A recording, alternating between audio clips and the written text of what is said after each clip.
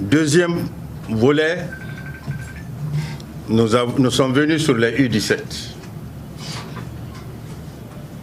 Nous sommes venus sur les U17 parce que nous sommes encore au TAS. Même quand vous voyez le tirage, on a marqué le Sénégal, c'est rien. Si nous gagnons au TAS, le TAS est seul au-dessus de toutes les instances de football. Mais actuellement, nous sommes au TAS. Peut-être que le mois prochain, nous allons passer au jugement.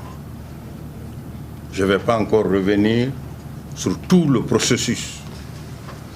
Mais d'ici là, dès que le problème a eu lieu, j'ai instruit une commission d'enquête interne. Quand les gens disent « Monsieur Antonio ne prend pas de décision », mieux vaut tard que jamais. Et qui était dirigée par le deuxième vice-président, le général Mathurin, avec la commission de discipline et des juristes qui ont, depuis le départ de cette affaire, parce que quand on parle des minimes, nous on venait d'arriver, on ne sait pas. Mais est-ce qu'il y a eu changement de passeport? Est-ce que c'est vrai? Est-ce que c'est faux? On a mis une commission interne. Et aujourd'hui, nous avons tout ce qu'on vous dit déjà, le gouvernement est au courant parce qu'ils sont informés.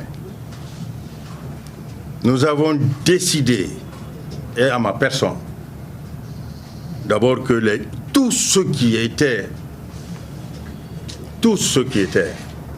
concernés dans l'affaire du 17, avant que le TAS ne se prononce, on a pris une mesure conservatoire de les suspendre.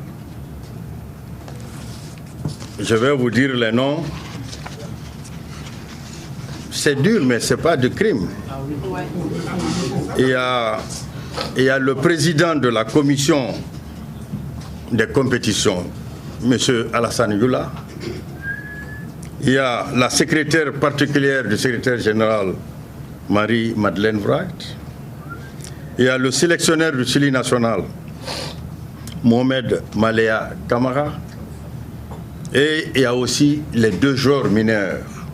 Ça, c'est sur la recommandation de la CAF et de la FIFA. Parce que les parents doivent être aussi auditionnés. Donc, nous avons décidé que les 5 personnes qui sont intéressées par la commission d'enquête jusqu'à la FIFA, que ces personnes, à partir d'aujourd'hui, sont suspendues de la Fédération guinéenne de football. Et nous sommes partis plus loin pour décider qu'à partir d'aujourd'hui, tous les intervenants, comme je vous le dis, on a fait la suspension dans ce dossier.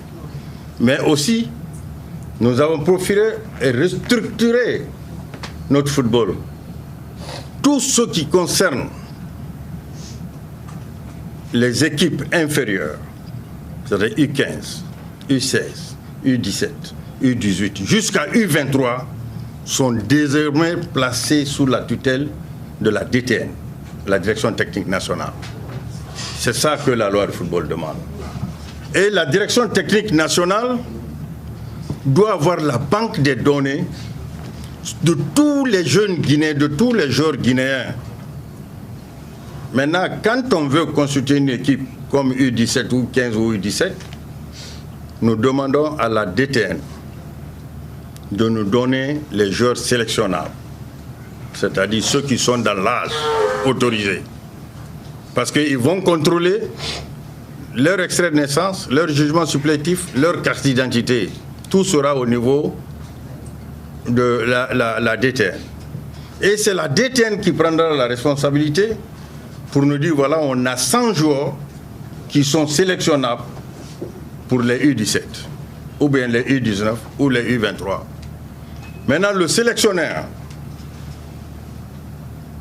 qui a la responsabilité de cette catégorie choisira son équipe dans ça. Et quand je dis aussi les joueurs, que ça soit ici et à l'extérieur. Parce que la DTN va sortir, aller au niveau de tous les pays, sur information là où il y a à nos jours, les recenser. Pour ne pas qu'on se retrouve dans de telles situations minables prochainement.